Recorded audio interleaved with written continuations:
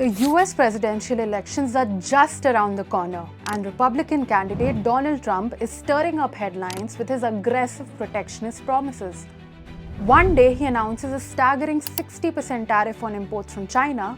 The next, he threatens a 100% tariff on countries that ditch the US dollar. Vice President Kamala Harris has even dubbed this strategy the Trump tax saga, with new episodes unfolding almost daily. Trump's past tariff policies affected about 14% of US imports. That was a big move, but it's nothing compared to the sweeping 100% tariffs he's promising now.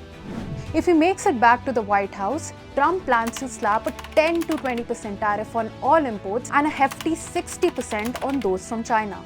He's also taken aim at India, criticizing it for having the highest tariffs among major countries and pointing to Harley-Davidson's struggles here.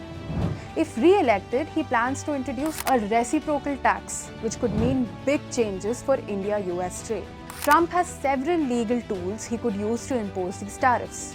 These include Section 232. Tariffs can be imposed if imports threaten national security. Section 301. This allows tariffs on countries with unfair trade practices. International Emergency Economic Powers Act, used for tariffs during economic emergencies. Section 122 permits a temporary 15% tariff to address big trade deficits. Section 338 tariffs against countries that discriminate against US products. But don't be fooled into thinking these tariffs won't affect the US economy. Let's explore the potential fallout. Economists warn that Trump's tariff threats could seriously backfire. A 60% tariff on Chinese goods could send prices skyrocketing in the US as China plays a big role in keeping global inflation low.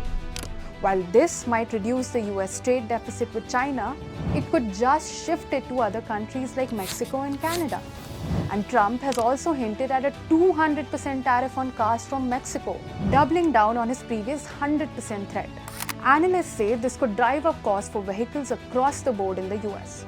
Sure, some industries might benefit from protectionist tariffs, but economists argue the overall impact, higher input costs, and fewer choices for consumers could outweigh the benefits. Experts also predict that these tariffs could cut US GDP by 0.2%, reduce capital stock by 0.1%, and result in the loss of around 142,000 full-time jobs. Households are already feeling the squeeze, with annual costs rising by $200 to $300. There's also a risk of global trade war. Other countries might retaliate with tariffs on US goods, which could further hurt US exports and economic growth. Businesses are understandably worried about how these tariffs could shake up supply chains, especially given growing concerns about China from both major US political parties. But Trump's approach to tariffs is often fluid.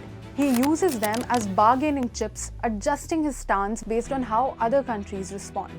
As the US elections draw closer, the debate over tariffs and trade is only going to intensify.